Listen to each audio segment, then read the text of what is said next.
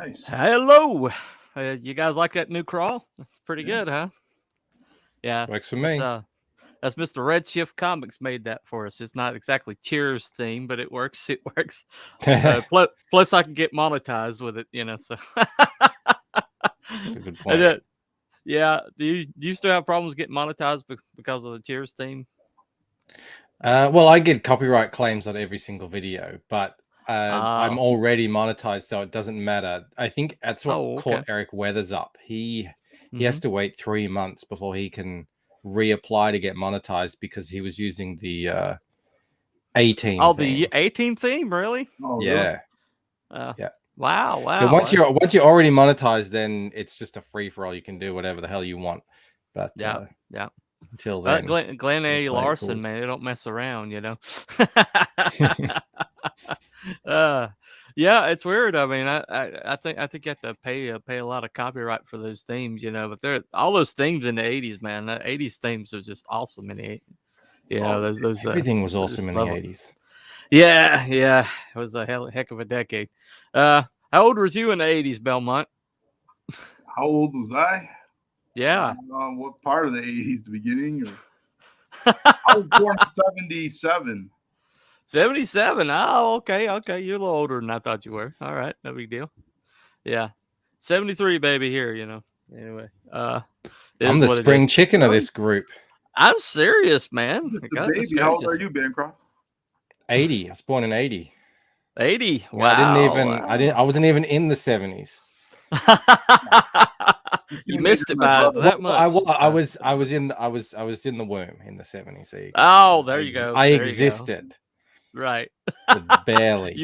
You're on this plane of existence in the 80s. Okay, I got you. I Yeah. got you. Well, tonight we're going to talk a little bit about the dreams, and who better to talk to than Mr. Lucent himself. Mm. Now, the idea actually came to me. I was listening to Randy Zim talk to RJ of Critical Blast, and he was talking about that while he was in the COVID coma, he had these really uh, like expansive dreams where he was like living in another reality. Uh, and just when he woke up, he actually had to like sort through what actually happened in his dreams and what happened in real life, because he lived in the dreams felt like for years and years and years. Uh, and I guess because dream time just passes so differently. Um, when you did your lucid dreaming, did you ever like lose time? No, it was never anything that crazy.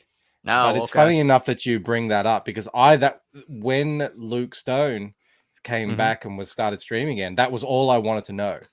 Right. Like Right. what was the dream situation like? Because I can imagine, because as Hmm. someone who's been sort of stuck in Yeah. dream loops of my own creation, Right. they Right. can be a bit scary, but they last Hmm. a morning or Right. an hour. But if you're in a coma, Yeah. I wondered, like, were you trapped in this horrorscape of your own Right. mind for months on end? And Yeah. he actually did go into it a little Hmm. bit, and he said, yeah, it got pretty heavy. But Yeah. it's always the way with dreams when you try and You can't explain quite them to you can't someone quite else. recall them. Yeah. Yeah. It's so hard to Hmm. portray the reality of the situation as well, because it's so mixed up in your psyche and Yeah. time. You're right, it does just kind of, the concept of time can Right. just evaporate. Yeah. Yeah. Randy Zim was talking about that certain things happened in his dreamscape that he found out happened on the real world. Uh, and he doesn't Hmm. know if it was like something he was hearing from outside information coming in, or it just like wherever reality he was runs parallel to our own enough that See, uh now you're really delving into Lucent territory here with this stuff. yeah. Yeah, no spoilers, no spoilers. But yeah, I was talking about I was looking at up some stuff, some really fascinating things about things that actually came out of dreams. Hmm. Let me share a few screens here. Let me All right, here we go. Now, there's a few things that kind of really surprised me. A couple that I knew, but let me see here. Let me share this. This is 15 famous ideas. Let me start at the top here. But a couple of these I knew about, like the sewing machine was created in dreams. And that one I didn't know. Google is evidently conceived of in dreams. That must have been a nightmare. Anyway. You after you read 1984, they made Google. Yeah, he says 1996 here, that he had the dream in 1996. But let me see. The Terminator happened in dreams. Oh, wow, that's evidently. cool. Really? Yeah, I didn't know that. James Cameron said he was working on a film called Piranha 2: The Spawning, and during the shoot he grew sick and had to leave the set early. And then he had a fevered dream where he saw a chrome robot torso crawl away from an explosion, wielding a kitchen knife and crawling towards a girl who was trying to get away. When he woke up, he sketched the idea down. The whole thing became the basis for Terminator. Oh, that's so cool. Yeah, I did not know that one. Inception came from a dream. That's pretty obvious. That makes sense. I Yeah. still don't understand that movie. Well, I've only seen it once. I feel like it's one you have to see multiple times. yeah, I've seen it multiple times, about 12 to be honest. To be Wow. Does it all make sense, or are there? You start to understand a little bit at a time. You know, the secret, if you want to go watch it again, the secret is in the little top. That he Yeah, I keeps figured spinning. as much. I mean, the fact that they end on that made sense. But some of the visuals in that is something I want to kind of explore a little bit of it. Not like just rip it off, but just like mind bending with backgrounds and stuff like that in some interesting way. Right. It's well, we'll never have we'll never have Inception 2 because Elaine is now Elliot. So moving on. That's true. H.P. Lovecraft. That's the fever dream. Necronomicon. Yeah. The Necronomicon came. I knew about this one, that they said it was like because of possibly ergot poisoning or something. But holy crap, that guy had some dreams, did he not? Jeez Louise. 1010 in Tibet. I'm not familiar with this one. That's more European, I guess. That evidently came out of a dream. As in recurring nightmare involving great white spaces. Okay. This one I knew. My friend Craig brought it up. Dr. Jekyll and Mr. Hyde. wow. Yeah, I didn't realize that. That one came out of a dream. Oh, that's and Stephen King's Misery came out of a dream. I knew about, he was probably I knew about that one. He probably had some intense fans or something, and he had anxiety about them. That's what he dreamt. Well, he said in his book On Writing that he thought it was because his brain was trying to tell him that his addictions were killing him, because he thought of Cujo, he thought of Tommy Knockers and Misery about the same time. And he thinks it was his subconscious trying to tell him that he was enthralled to his addictions and they were eventually going to kill him. So that's his theory, at least. But Frankenstein came out of a dream. You knew about that one, Mary Shelley. But also, the same weekend, another person had a dream that became the basis of Nosferatu. So that both of them came out of the same weekend. Same weekend. I was wondering what was going on that weekend. Yeah, what the I'm serious. I'm serious. Yeah, both of them came out of the exact same weekend. The short story that became Nosferatu and Frankenstein. Pretty interesting, huh? What the hell was in the water, huh? The Beatles Yesterday came out of a dream that Paul McCartney had. He said it was so vivid that he went around for days asking people if they've ever heard that. I've heard that. Yes. Yeah. I've heard that, which is funny because then they made a movie about that where a guy is in a world where there are no Beatles. and he's doing the same thing. It's like, you sure you don't know who these people are? Yeah, exactly. That movie had so many plot holes in it, though. It was so poorly I written. know, but you know. Yeah. Well, yeah, it was an interesting theory. I was a little disappointed. Special theory of relativity came out of dream Einstein had when he's a teenager, but he applied it in his 20s when he finally read the paper. It had to do with cows. Yeah. Listen to this. I don't know how you get relativity out of this. He said it came to him in a dream when he was just a teenager. In it, he dreamt he came upon a farm with a bunch of cows huddled behind an electric fence. When the farmer, who was at the opposite end of the field, turned the fence on, all the cows jumped back at the same time. However, when he went to talk to the farmer said he saw them jump away one by one from the fence. This dream led to the realization that events look different depending on where you're standing due to the amount of time it takes light to travel. No, that makes sense. That makes sense. Yeah, it absolutely doesn't. It's like he obviously didn't stick with the cows. He turned that into the what if you're standing on a train and you see two lightning strikes hit. If you're on the train, you'll see it different to if you're standing on the ground watching the train drive by. That is easier to visualize than cows jumping back from the fence. Yeah, exactly. He thought, oh well, people aren't going to believe the you cow had a thing, good start, dream, but I'll take it from here. Don't worry about it. Right. Benzene. The idea from benzene came from a dream of snakes that Friedrich August Kekule von Stradonitz had. He said he was all right, good on him. He could conceive of the molecule until he had a dream of Ouroboros snakes in a hexagonal shape. So that's where he came up with benzene. Shape of DNA, same thing. Guy was stumped, didn't really understand how it was shaped, and then he had a dream of snakes. Two snakes called around each other. Snakes evidently show up in dreams a lot. I know they showed up in my nightmares. He was famously who was it? Was it Watson or Crick? One of them was Watson. Famously cancelled. Oh, really? Oh, yeah. Wow. How are you going to cancel the guy who discovered the shape of DNA? I don't know. Oh, easily. I think he ended. I think he had a quote misinterpreted about women in STEM. Oh, yeah, he was cancelled.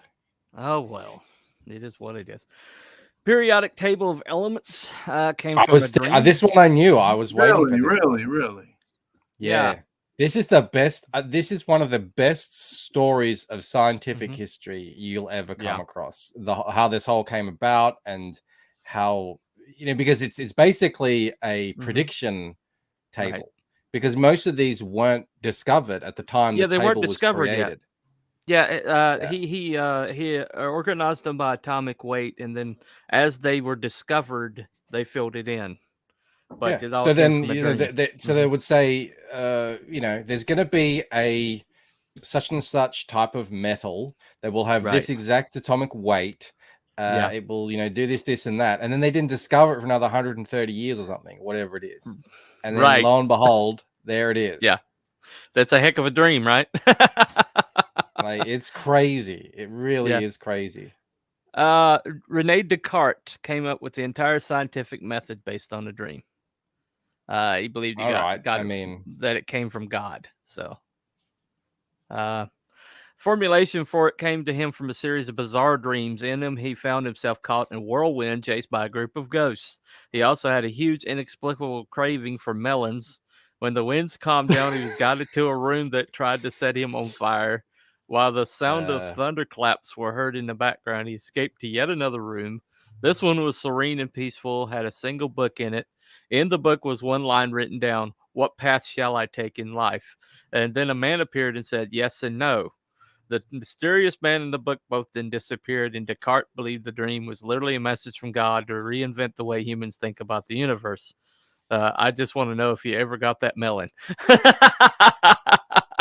So that's some Twin Peaks that's level interpretation right there. Yeah, that's some David Lynch shit right there. Sure is. Yeah. You know what? all this reminds me of is, I don't know if you guys are into this stuff, like Graham Hancock and Randall, whatever his name is. Those guys are all about, you know, back in the day, in early civilizations, you know, before you know, big government and regulations and everything. People were on psychedelic drugs all the time, and they were doing that to get into that mind space that where your logic turns off and your mind's really open when you're, which is what it's like in a dream. I mean, look at that list. All this amazing knowledge that's just sort of sitting in our brains, but we can't really access it very often or easily because we're dealing with day-to-day real life stuff. We ignore this craziness. Our brain struggles for, when we're awakened, brain struggles for structure, while our dream brain basically just explores, you know, just is unfettered, you know. I've heard, you know, daydreams are really powerful because of that, because your brain is like taking a moment off of the structure and just, you know, going. But I do a lot of my writing out of that, like a stream of consciousness, kind of a daydream, you know. While I'm at work, when my brain is turned off and I'm trying to figure out how to deal with you know, the monotony, that's when something like will come to my brain and I'm like, oh crap, that's brilliant, you know. But I'm stuck at work, you know. To try to figure that out, you know, and get that written down. But all my best ideas come from monotony, you know, doing something else that's tedious that I really don't want to be, someplace I don't want to be. So my brain is like, okay, this is boring. I'm just going to walk around a little while, you know? I used to do the night shift stacking shells at a Walmart type store. And I used to get into all that Einstein relativity stuff and try and replicate his mind experiment things. And I could spend hours just trying to visualize what the hell he was talking about. It's really interesting stuff. But yeah, it's funny about that. It's that mundane, monotonous muscle memory task that just your mind just goes somewhere else completely, and then your body's just doing this thing at, you know, like an automaton. It's almost like because of the like relentless monotony of the task, it almost like takes your right brain for a walk, and then your left brain can actually roam free for a little while, you know. If you believe in the right brain, left brain thing. Well, also another one I was looking at said that Freudian his whole entire philosophy, the whole what is that called? The one second. Let me look it up. Psychoanalysis. Something like he came up with psychoanalysis based on a dream. Another interesting one was Avatar came out of a dream. Cameron evidently had some pretty freaking great ideas. Yeah, what's going on in that guy's brain? Yeah, I'm serious. I'm betting Abyssus probably came from a dream, man. There's a theory that we're actually living in the creator's lucid dream right now. That's what the world is. That's what. Then there's the theory of, you know, the simulated universe, but they're pretty much almost the same thing. The Matrix, one's a computer, and like the whole Matrix thing. That's. I don't know. There's certain times you look around and you see inexplicable things happen, and you're like, wait a second, you know, what's going on here? I used to have that experience a lot in Nick Strodon says hello. Okay, hey man, what is that? Sorry, I used to have that experience in Germany. So I was you know, I was been studying to learn German, and then I went over to Germany, and my brain sort of was doing this transition from English to German. So I was really trying to think in German the whole time. So, really? Wow. You can't, it doesn't really work well to think in English and then translate that to another language. It's very impractical. So you want to try and think in the language that you're trying to communicate. And then you eventually start dreaming in it as well. And I noticed very quickly that my dream German was very superior to my waking life German. And I would make real efforts to try and remember words that I'd either seen or heard in a dream and check them as soon as I woke up. And it happened all the time that I would dream a word that my conscious mind couldn't remember or recall. But it was in there in my dream somewhere. So, and they would check it. And yes, lo and behold, it would be the word. And I was always, and this was actually around the time I was formulating the Lucent. I was like, this is proof positive that there are things going on in our brain that it's capturing information and processing it that our conscious mind doesn't easily have access to. Right. That passive collection of information, you don't really know what you're absorbing. I have a thing where if I've ever heard a song going on in the background, I can later recount the lyrics to it. I've tried this several times where I'll have a song going on in the background and I'll purposely not focus on it, but then later on I'm able to actually recount the lyrics to it. Hold on 1 second. Hojo says, "Hell all, hey. What's up, man?" You ever hear the Carl Jung theory of the collective unconsciousness? It's familiar. I mean, it sounds like something that Jordan Peterson would probably go on about, but well, he's definitely Jungian. He's not Freudian. He's definitely Jungian. But Carl Jung, he had a theory that there's a collective unconsciousness that is like we're all plugged into basically when we're asleep, to where people will like actually share dreams across the world. Hold on a second. I thought you were gonna say no spoilers for the Lucent here. Hey yo, hey, Pop. There's Pops. What's up? Hey, I'm not spoiling anything. It's Jungian philosophy, man. Okay, he wrote this way before you were born. All right, he's got the copyright. I won't call it that. No, I don't think it's a copyright. I think it's pretty much public access at this point.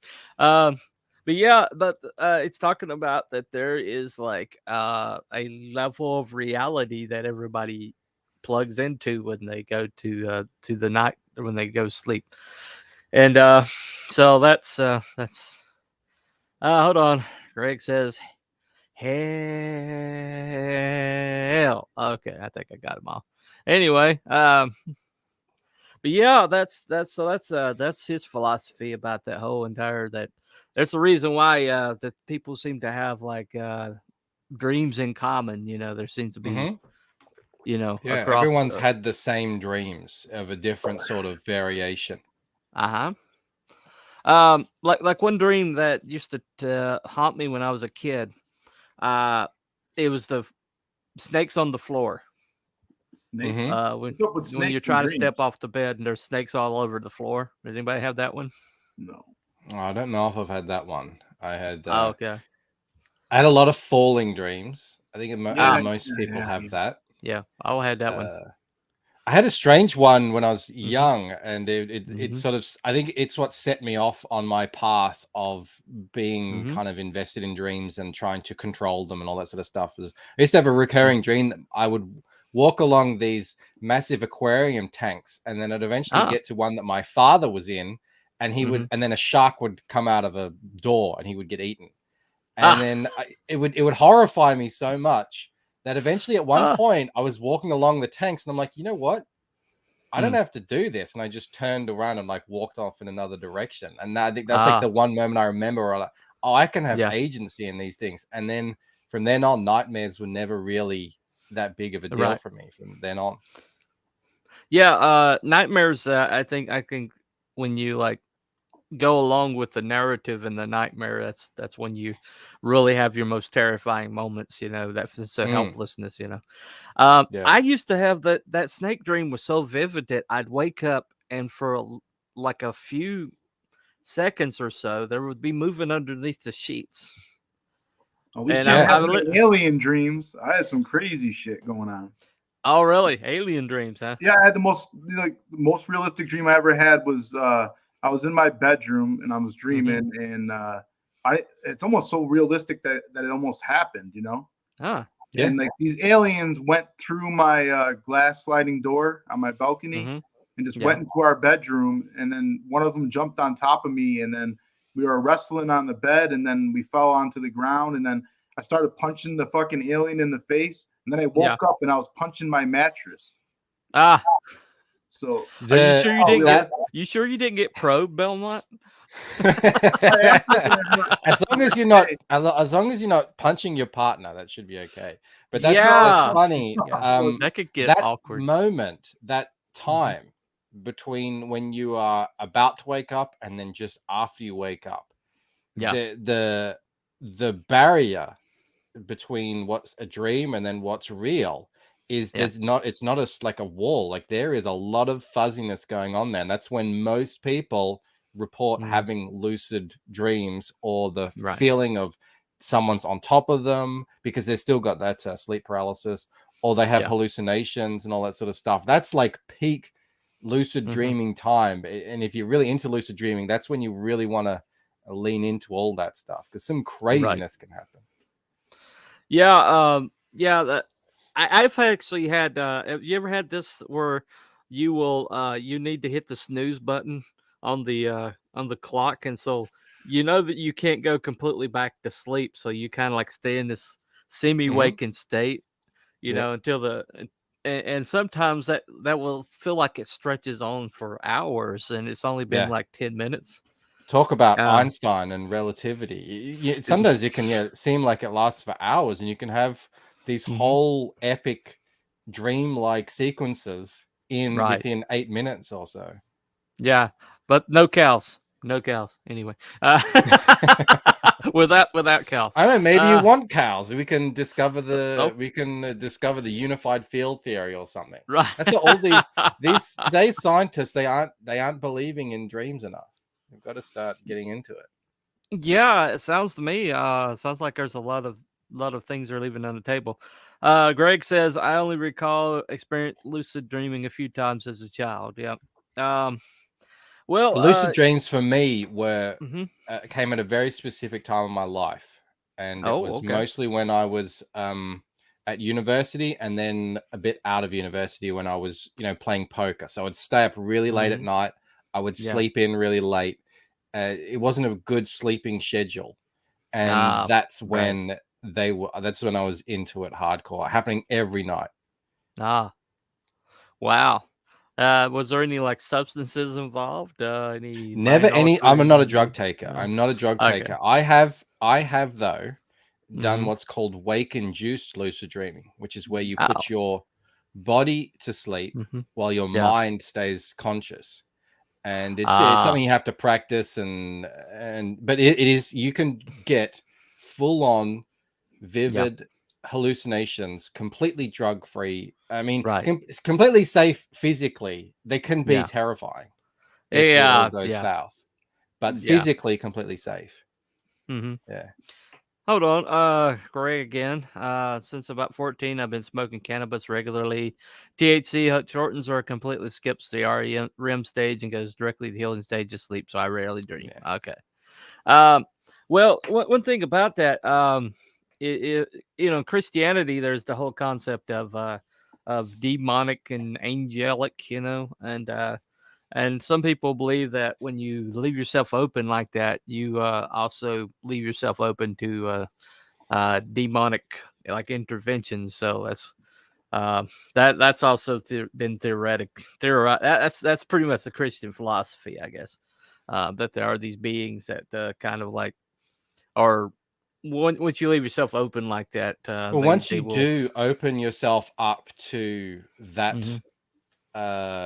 that place that we were just talking about between dreaming, between sleeping and awake. Once you open yourself up to that, your mind, I mean, I believe it's the mind. Other people can believe it's coming from somewhere else, whether it's young, whether it's Christians, it doesn't matter.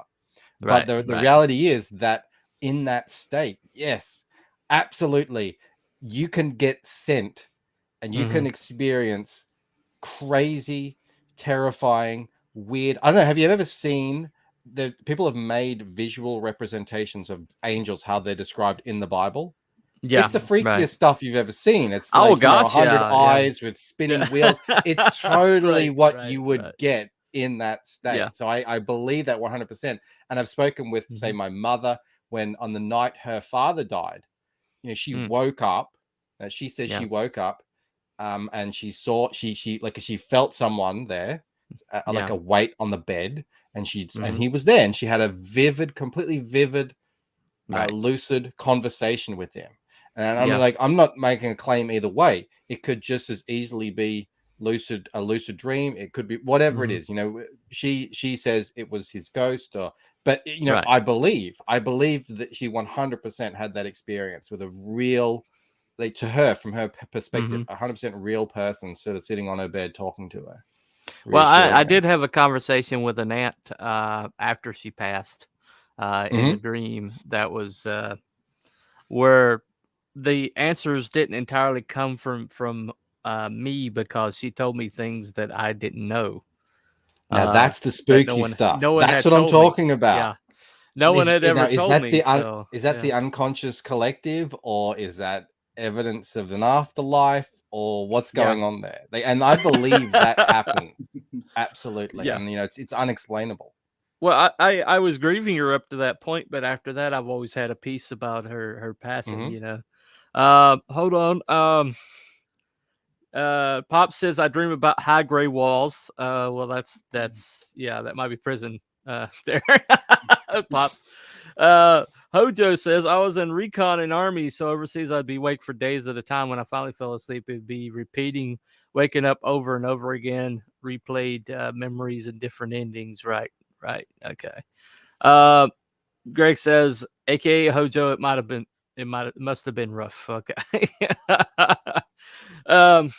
Well, that they did sleep trials about sleep deprivation and things like that, and keeping people up for days, like the whole Navy SEAL Hell Week is those guys practically don't sleep for almost an entire week, and crazy. Yeah, I don't know how they do that. Yeah, exactly. But that pushes you, and there's like among truckers. Now, truckers will tell you some interesting stories about sleep deprivation.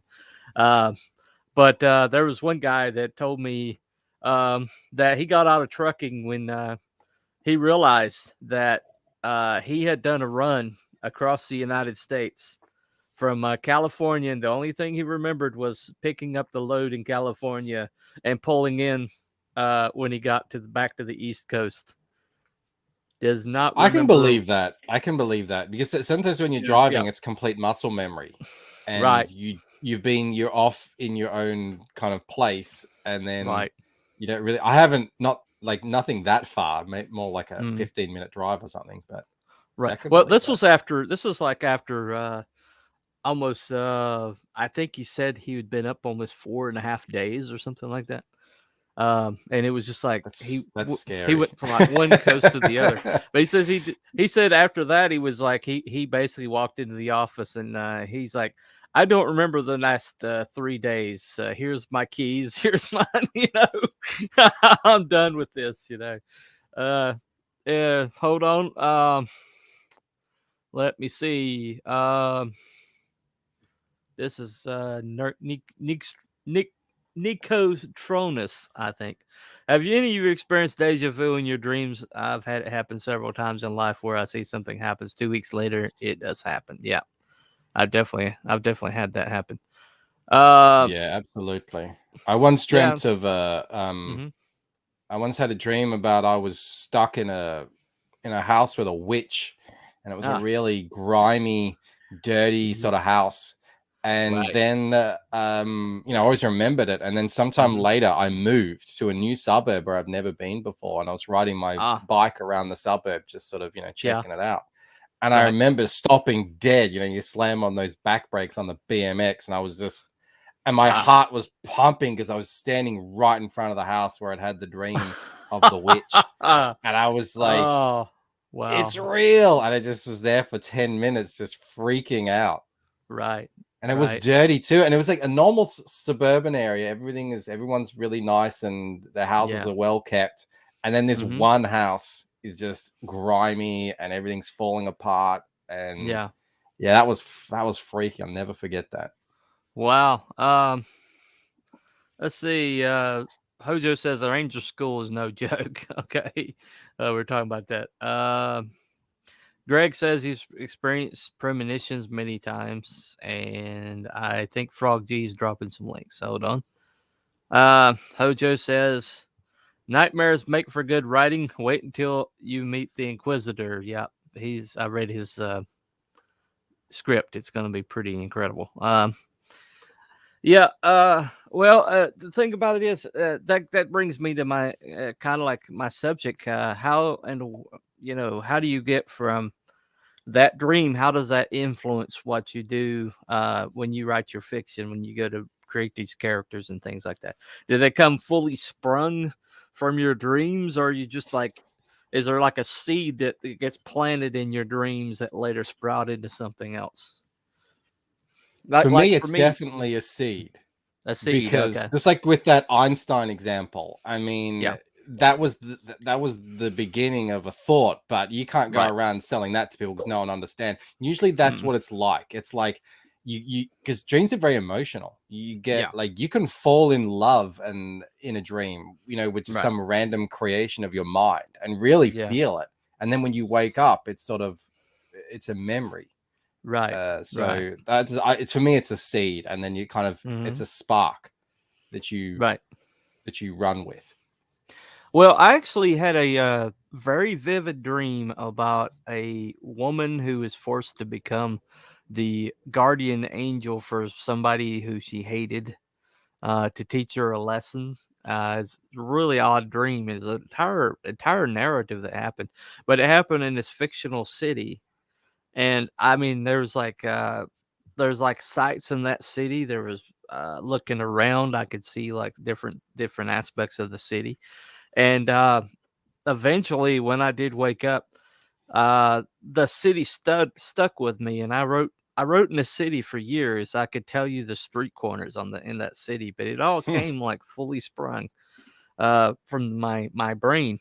And then I was writing this when I was writing community service, I realized that city was in the universe, or that it was in that city's set in the community service universe. So it's my Gotham City, basically. And I went back and I realized, once I realized that everything was set there, I started adapting the stories over to the universe, and they fit. Everything fit. So it's like this community service thing has been in my brain for a while or something, or I'm tapping into something extra, out there somewhere, I met the devil in my dream, Bunny. You met the devil? Holy crap. Really? The day after I got married, I had the most vivid dream. It was crazy. It was a fireplace, right? Right. And the devil was crouched in the fireplace. And he had, he looked like kind of like the one from Legend, with the horns, the darkness. Horns. Yeah. Tim Curry, the darkness. Kind of like Goatman, whatever. You ever hear that creature called Goatman? Kind of look like that. Right. And he's crouched in the furnace. And he keeps going back and forth in the furnace like he's running, but he comes back on the other side, kind of like Pac-Man. When you go from one side, you go to the other. Right. He kept on doing that really, really quickly. It was the most realistic dream I had, other than that alien one I told you. Those were the two most vivid dreams I've ever had. Wow. You think it wasn't cold feet because of the marriage or anything? I just got married, so it was the day after I just got married in a Catholic church. So maybe the devil wanted to recruit me, and then it was like he lost me because I got married at the church. I don't know. I don't know. If I met the devil, I would prefer if he looked like Al Pacino in Devil's Advocate. Well, traditionally, I did like a paper on the devil, and it was one of the worst moments, the worst times of my life, because you start looking into him.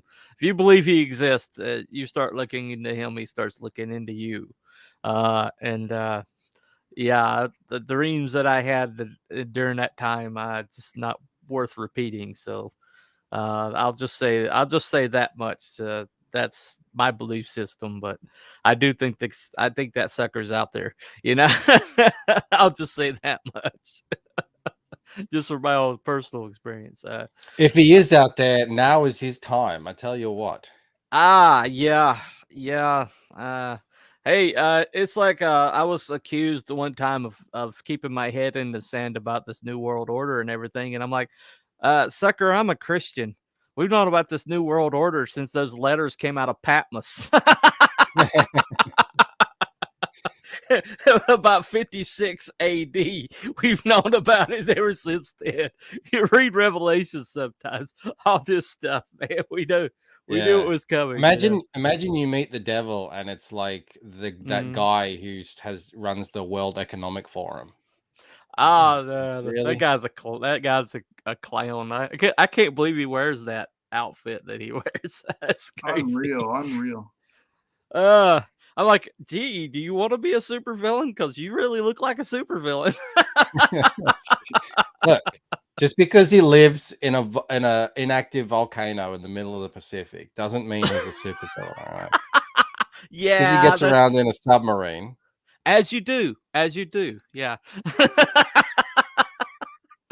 Oh gosh, I tell you what, the more we keep going, the more it's like things get stranger than fiction, you know. And it's like all the stuff that Orwell predicted keeps coming true, and all this, everything is like the whole entire the way the social structure is breaking down. It's like 1984 and Animal Farm, you know. It's like between the two, you know. It's just and he believed in dreaming, you know. He had a lot of vivid dreams where that stuff came from.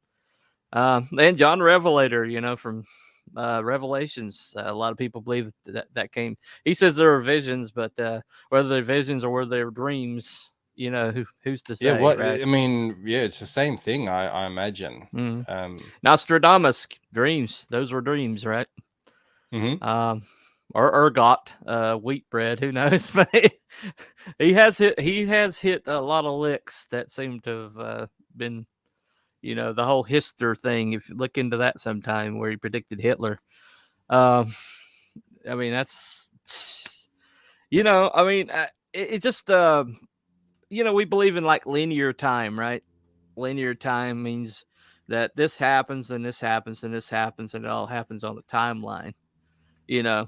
And maybe there's in dream world, or wherever this place that we plug into, maybe linear time doesn't exist, and so we're seeing things from both past and future. I think what it is what Einstein was talking about, and that, you know, we've evolved to exist in the waking world, which you know, we're in 3 dimensions plus time as we perceive it. But then he proved, no, actually time is relative, and, you know, in different sort of scales over different distances and with different speeds and energy levels.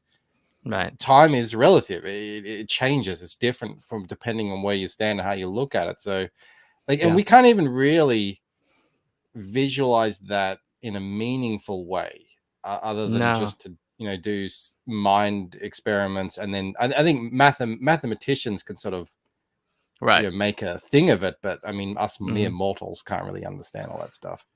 Well, I remember I had a maths professor one time, and we had like 2 buildings at my school, and I was going to be late for math class, and so I took off from the upper building and made it to class, and I actually made it to class before other people because I was just beat the band the whole way. And then I sat there and I said to him, I was like, wait a second, it's almost like time travel, isn't it? If I increase my speed, then I wind up actually going from behind to in front. And he's like, welcome to relativity, son. You just discovered the theory of relativity. in a kind of real sense. I'm talking to you from the future through the magic of technology. Right. Through electricity and the high-speed internet cable. It's 10:46 a.m. on Saturday morning, March 26th, right now. Right. And we're in the 25th. We're still in the 25th. Yeah. Yeah. I mean, it doesn't it doesn't sound impressive to us, but I'm sure to someone 100 years ago, right, this would be fantasy. Right. Yeah. It's amazing. Just if you start like seeing these connections, or you start like thinking about these things, and art and science, and really starts combining, in interesting ways, because we were talking yesterday. I was talking to Xevious and Buddy Lord about the Sins of the Fae and some of the things that they were doing, and he was talking about the Xevious sees everything in like math, but he sees color in math, and mathematic equations and things like that. But that's how he views the world. But he can actually, when he sees the color, he sees the frequency of the color. The frequency that it's vibrating. Yeah, I think it's called synesthesia. Yeah. But then you got somebody like Devin Townsend from used to be Strapping Young Lads, and now he's like a soloist. But he has synesthesia where he sees music as color. And so, and when you hear his music, there's something really interesting about it. There's a other element to it. It's like a wall of sound coming at you, but he sees it all in color. And his ability to see sound as color is so unique that he can tell a note is off because he sees a different color. It's not the right shade. And he can tell if it's sharp or flat because it's not the right shade. That's why I could never be a musician, because I can't even hear the difference between notes in any way. Audible, visual, doesn't matter. Yeah, exactly. I certainly can't replicate them. Right, exactly. Hojo says, time not being linear reminds me of the prophets from the Star Trek Deep Space Nine. Yeah, true. Well, I mean, when you talk about like, I have a character that's is non-linear, and he keeps getting mixed up. Have I seen you before, or is it today, or is it yesterday? I can't remember. I can't keep the stuff straight. But he's kind of unique. When I created him as it's kind of a stand-in for me, kind of like to do exposition dump in a creative way that makes people interested. So he's kind of like a guide to the world. Welcome to the world. Let me get you situated. But then in the second book, he totally took off and did something his own thing and got involved in the narrative. And now I'm like, who is this guy now? I don't know. Is he from the future? Is he from the past? Where is he from?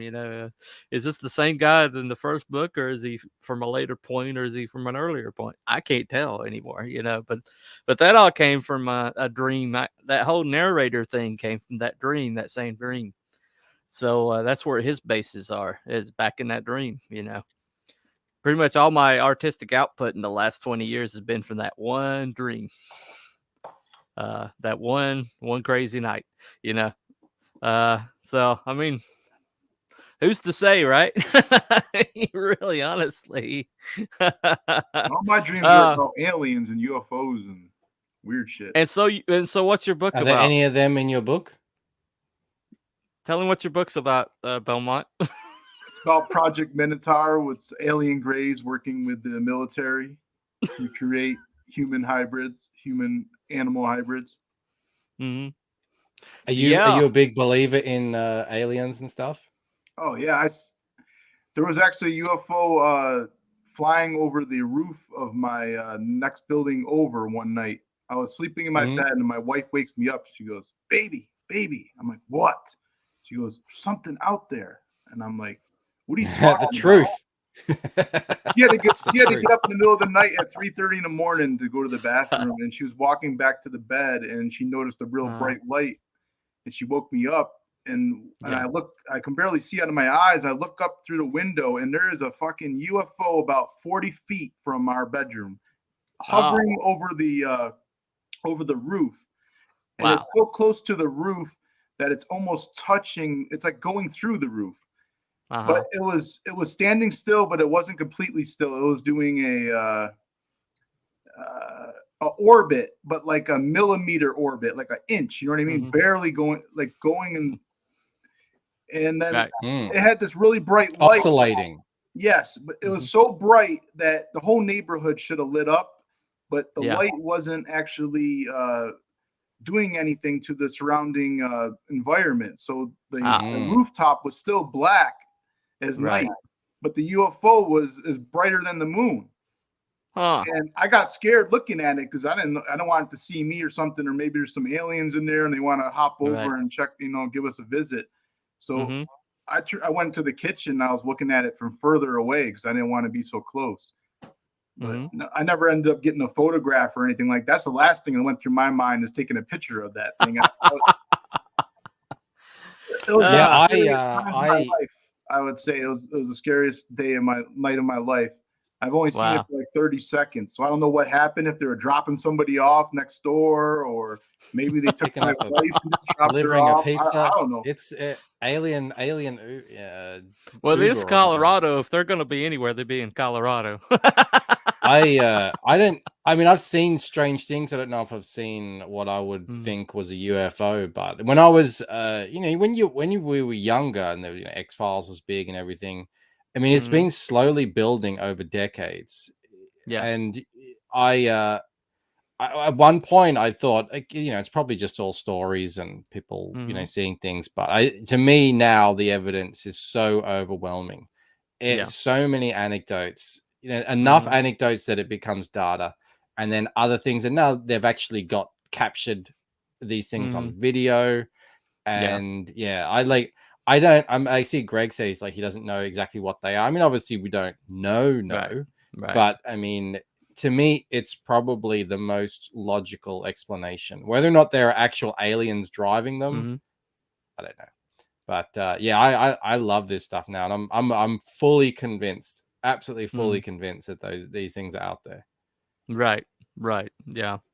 There is a theory that the mankind suddenly the technology like plateaued in like the early 90s, where if you looked at the trajectory of the breakthroughs that we were making up to that point, that if we had continued on that course, we would have a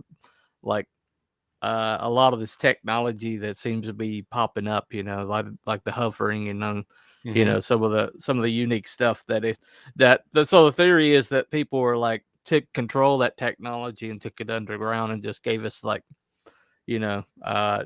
even if we found it and over the last few decades or however long it's been been trying to what is it called, re-engineer it or whatever, right? I like the analogy. I heard this on Joe Rogan.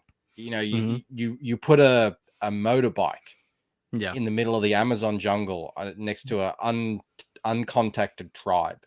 Eventually they'll be able to figure out what it is, what it does, and how to ride it around. But if you want to ask them to rebuild it, never gonna happen. They don't have the understanding and the actual physical ability to recreate the components necessary. So like that's how I'm picturing it is. So there might be some things that we can sort of understand and we can get to work, but there might be components that we just don't have any ability to recreate or understand really. So I think that's probably the most likely explanation, because a lot of these sightings happen around not all of them, but a lot of them happen around the USA, around Europe, hubs of technology and civilization. Right. So there's things happening out there. And I hope in my lifetime we're going to find out some concrete information. Well, I mean, that's the things happening out there, and then there's things happening inside, and in your brain, and how connected are they? I mean, that's the thing. What is that? There are greater things to be. The Horatio quote. What is that? I'm not sure. Well, there are bigger things than that can be covered in our philosophy. Your philosophy, Horatio. I don't know exact quote, but he's talking about that we don't know all there is to know, and there's always going to be these questions that be asked. Let me go ahead and cover Mr. Greg's tome over here. So I've seen dozens of UFOs, still not convinced it's alien vehicle. I have no idea what the F they are. Hold on 1 second. I can understand why people assume they're alien vehicles, though.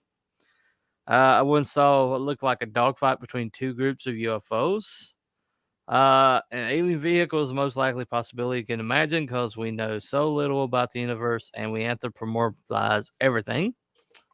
We do that. Yeah, we do. Mr. 80s Made Consumer, welcome to the show. When I was in the Navy, they would do black ops stealth helicopter testing. Every time there's this guy that swore he saw UFOs. Okay. There's a lot of that going on too. Where I live in Ohio, you can walk outside any night and watch the sky. You'll see at least one. Okay. Well, yeah. There you go. I've seen two personally in Colorado. Two over my next building over the roof. Right. Two different types of UFOs too. The first one I saw over the roof was a classic, just saucer shape. Yeah. It had like an overshield, man. It was just like white light all around it. There was no windows or anything, no sound. And then the second UFO I saw, it was all black. It was so black that it was darker than the sky. I hear you. I've got to highlight this one. Your old friend Sumo Thori. This chat's been too nice to Bancroft. Need to do better.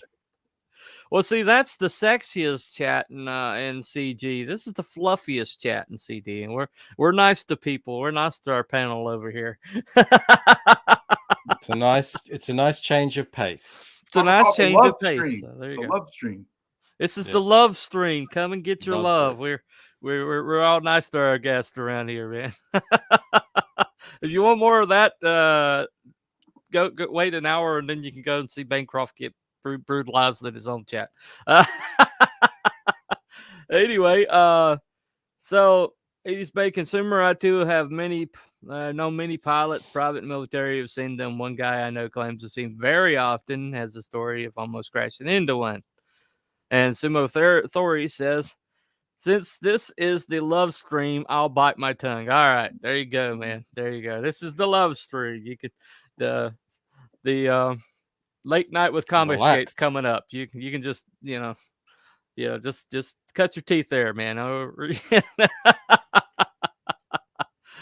Anyway, let me I told you this is be an hour, so we're gonna wrap that up here.